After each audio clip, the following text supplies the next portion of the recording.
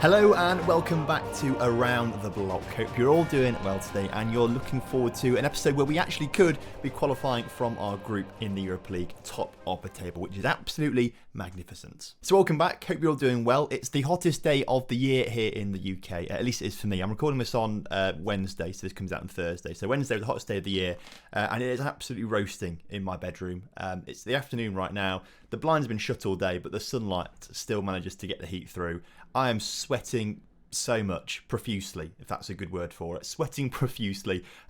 So if you've noticed, there's lots of shine on me. That's why. Also just want to very quickly apologise as well. I think the past couple of days we've had a bit of lag on videos or dropping frames, particularly when we looked at highlights of goals. I'm not entirely sure why that's happening, but I've decided to drop the video to 30 frames per second today rather than 60, because quite frankly, 60 looks cool, but for Football Manager, when it's mostly just this kind of screen and a bit of movement of dots, it's not actually that integral, is it? So I've moved the recording down to 30 frames per second. Hopefully that sort of stops that bit of frame dropping for some reason. Anyway, since you were last here, lots of green, as you can see, which is absolutely fantastic. You were last here for the 1-0 win over Red Star and the surprise 4-0 win over Sporting away from home, which is fantastic. Since then, played plenty of games, won plenty of games. Thaddeus Agallo and Milo picked up the goals in a 3-1 win over Metalac in the league. Only the third goal we've conceded in the league this season, so that was actually quite a disappointing game, I must say. 4 goals in the next game, though, in a 4-0 win over Radnik with Jezovic, Isakovic, Kristic and Nikolovic. It gets pretty complicated when there's so many itches in there, but they all scored goals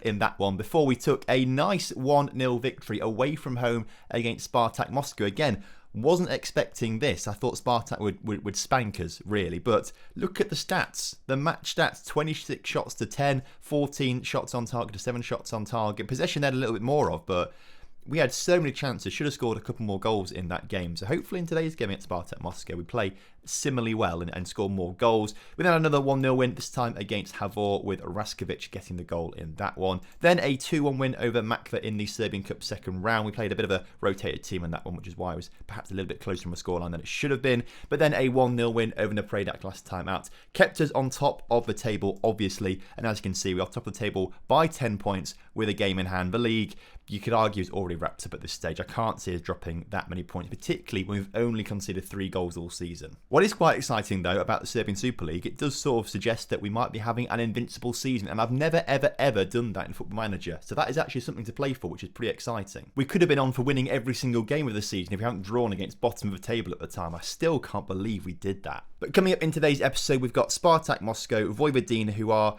We'll have to talk about them later on because they've had a bit of a weird season. We'll skip the Makva game and then come back for the Stade Rennais game, where hopefully we're going to be qualifying from our group. As you can see, we are currently top on 9 points, Spartak on 4 points. So we're actually beating Spartak today. If these two draw, we beat Spartak. That actually would be enough to qualify from the group, wouldn't it? And there'd be no point doing a Stade Rennais game. So...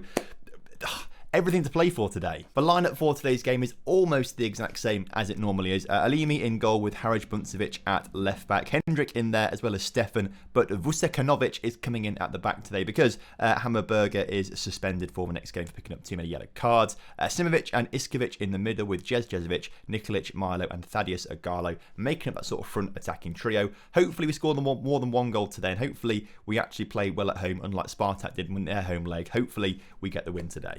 So as kickoff is upon us, if we can just sort of repeat what we did at their place and batter them and win 1-0 or something like that, that would be absolutely superb. We'll keep a keen eye out on if we can find a Stade Rennais versus Sporting Lisbon game. We'll keep an eye out on that one, because if they draw, that's very preferential for us if we manage to get the win here today, with Nikolic into Asimovic, into Iskovic, back to Asimovic, and it's nearly turned to the back of the net by there, Thaddeus Agallo, who's been a little bit up and down with his form in recent weeks, Thaddeus.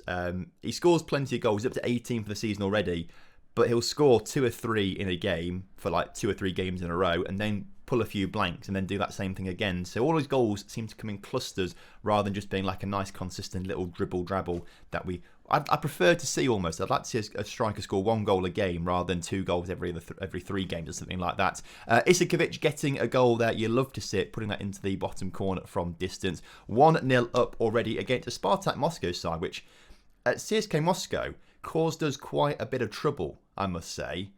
But we sliced through them like a hot knife through butter in the return, or the other leg. I say other leg, the other game, the group stage game, when we were away to them. And right now we're doing a similar sort of thing. So maybe this Partizan side is better than the CSKA Moscow side that we had before. But as it stands right now, we would be going through top of our group, which actually is pretty mental when you consider it, after only 4 games. But we'd have to rely on us beating Spartak and these two teams drawing for that to happen. But even then, if one of these teams win, Sporting go to 6 points, we'd still be qualified from the group, wouldn't we? So actually, as long as we win today, this is absolutely fantastic. So let's just keep the goals coming. Jezevic into Thaddeus. Thaddeus can't score that.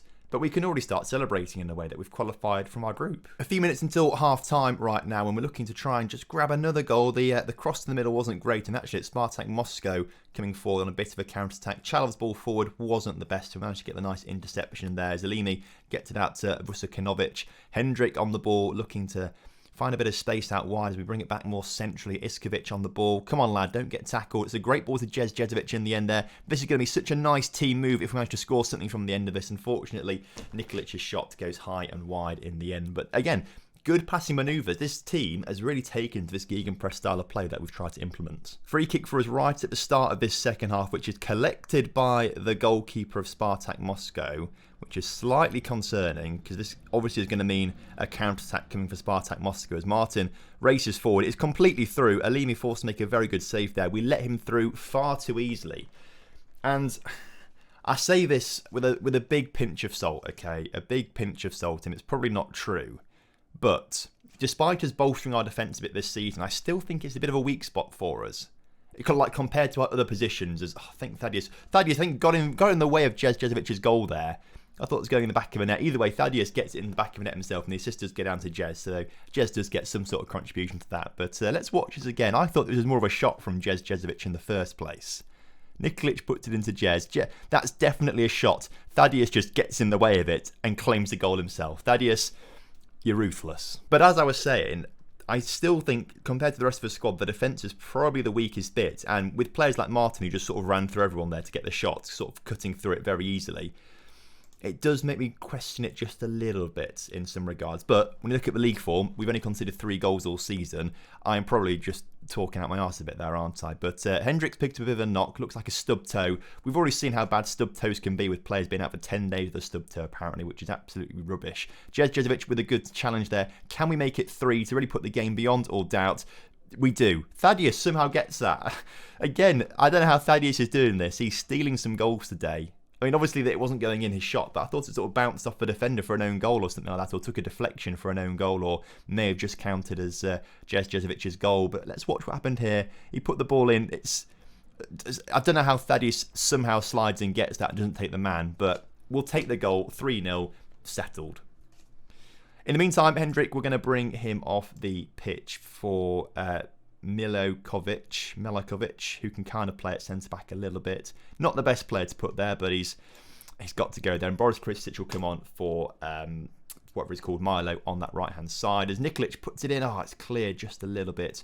Milakovic on the ball. Just realised a Milo and a Milakovic, that's not so great, is it? As Jezevic finally gets his goal today. Only his 5th of the season. He has got plenty of assists, though, so he does contribute to goals quite nicely. But obviously he's been a bit unlucky today. Could have had a hat-trick if Thaddeus Sigalo wasn't getting in his way a little bit. But it's a good ball from Krisic into the middle. Thaddeus, I think, just about gets his head on it. Jezevic gets it down into the bottom corner. 4-0. But considering that Spartak Moscow are the best team in Russia, how are we doing this to them?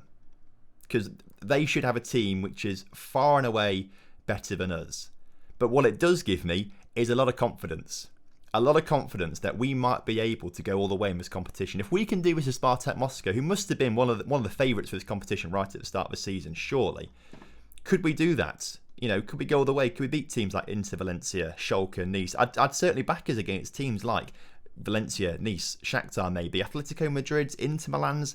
That might be a step too far. But if we can smash Spartak Moscow 4-0, if we can smash Sporting 4-0, that would be the dream. Looks like Stade Rennais beat Sporting, but again, they're all on 4 points. They can't catch it with 2 games to go. The max they can get to is 10 points. So we have won our group. You love to see it. Absolutely fantastic performance from us. We qualified for the second knockout round by winning our group. We had to go through that first knockout round, which is great. Dominant win for us. £500,000 for winning that game as well. And I tell you what, we don't have to do this Stade Rennais game on camera anymore, which is quite nice in a way. We do have a big league game against Vojvodina in 3 days, though. So we will be going on to here and just making sure.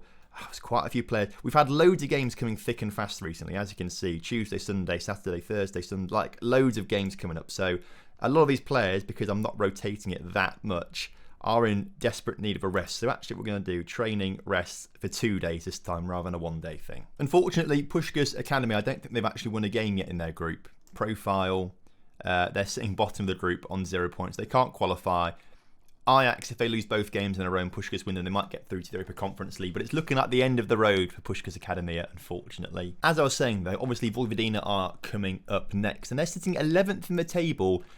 It's a very bizarre season for Vojvodina, because I'm not entirely sure how they're in their position that they're in. Okay, so last season, we almost lost the title to Vojvodina. We got very close to it, but we managed to just eclipse them to the title last season, Vojvodina. And if we click on them, look at their history, look at their competitions, look at domestic league. Since this league started, or this save file started here, so all the way up here, all of these, they've only finished outside the top 3, 1, 2, 3, 4 times outside the top 3 in nearly 10 seasons, if not a little bit more. They've had a third, a second, fourth, third down there as well, a third and a like, they've done so well. They're also bossing their Europa Conference League group as well. So I just don't quite understand why they're not doing well in the league, and I don't want to discount them because they're a team capable of winning the title in this version of the game. For some reason they've dropped down this season, but they are a team capable of winning a title. So we're going to treat them with some good respect. New contract for Jezovic as well. He asked for a new contract. I said, can we do it at the end of the season? And he said no. But he's got his new contract now, which he's very happy with. No minimum fee release clause in there as well, which is quite nice for us. Same with Harej Buncevic. He wanted a new contract. He's got his new contract as well. So I'm sure Thaddeus Igalo might be asking for one soon, seeing as the whole TJH, whatever we've called it. I keep changing it every single time, don't I? But he'll ask for a new contract soon because they have to be in unison, don't they? As you can see, though, even though they have 2 days rest, a lot of players are looking very tired still. So we are going to have to do a bit of rotation. So we'll start with Stefan at the back. He can come off for Milo Jevic. We also have to take Hendrik off, but we can take him off for Hammerberger, who's eligible to play this time. Harej has got to come off for Asimovic. Luckily, we've got some good sort of backups in the back line, which is okay. Iskovic is also needing a rest looking tired. We'll take him off for Raskovic as well. Asimovic could come off as well, but I think we'll keep him on for the start of the game at least, whilst Jezovic does need to come off, I think. We'll bring Lukovic on for him, but we'll leave Thaddeus on for now. So these 2 players probably candidates to come off at some point, but we'll leave them on for now. So we've got still a pretty decent starting lineup at least. That might be okay to beat Vojvodina. But yeah, there we go. They've changed the lineup. Let's go and extend our lead at the top of the table. I'll be interested to know, actually, how many of you have ever done an invincible season before? Because I've never ever done one. And let's not talk about it, maybe. Let's not talk about it, because this is going to be the game that we lose now, isn't it? Now that I started talking about an invincible season, this is going to be the one that we're going to lose. Oh no. This is not a great start. Luckily for us, though, we do have a good history of scoring goals in this division. So I'm pretty confident in the players that they'll come back out here and just, bag it like 5 or 6 goals or something like that. So there's Milo coming forward away from his right-hand side. And there we go. We're right back on it. Nikolic with a good goal there. 1-1. It's not bad, to be fair. It's first time as well. First time along the floor. Keeper was not getting there whatsoever. Back in the game. Hopefully another chance for us now. Hopefully we win the ball back in the midfield and go and score and actually get our nose in front before 15 minutes is even up in this game. And we do win possession back quite nicely. Ball out wide to Lukovic. Lukovic back into Raskovic, into Asimovic, who's through in the area. 2-1 up. All right, panic over. So back onto the topic of invincible seasons. Have you guys ever done an invincible season? Have you got close?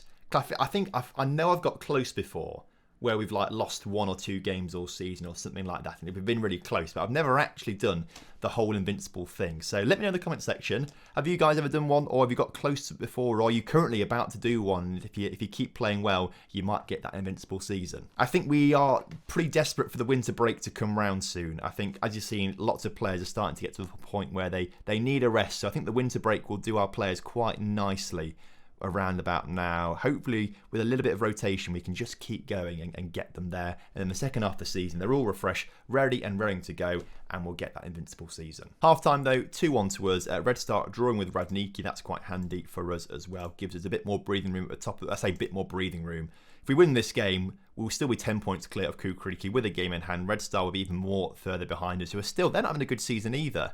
Maybe the European football is putting off Red Star and Vojvodina somehow for this one particular season, because for most seasons it's been Partizan top, Red Star second, Vojvodina in third.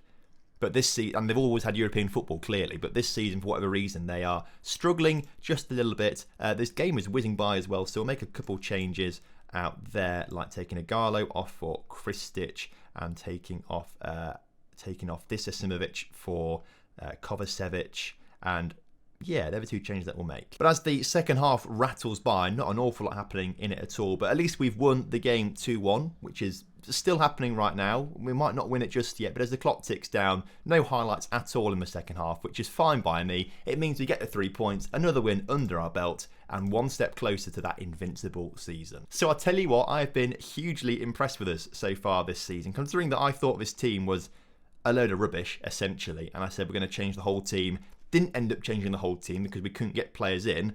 They've impressed me massively. Absolutely. I can't believe how we're playing. I think the plan going forward, considering that we are qualified from our Europa League group, we're winning everything in the league right now. I think it's just a good idea to try and whiz through this very quickly. So, although we are in early November and there's a lot of this part of the season to go, I think what I'm going to do is play all of these games and come back right at the start of the second part of the season after the winter break. Second knockout round of the Europa League begins on the 14th of the 3rd, 2030, which is my birthday, incidentally, which is quite nice. So actually, no, I think we'll come back right after the winter break and then we'll go into those games, because that'll be around here, won't it? So I think, yeah, we'll come back after the winter break, and then the episode after that we'll do some European fixtures once again. So excellent stuff. Thank you ever so much for watching today's video. I hope you guys have enjoyed it. And of course, if you have done, drop a like on the video for me and subscribe to the channel if you're new around here. And I will see you tomorrow. Have a wonderful evening. Have a good one. Goodbye.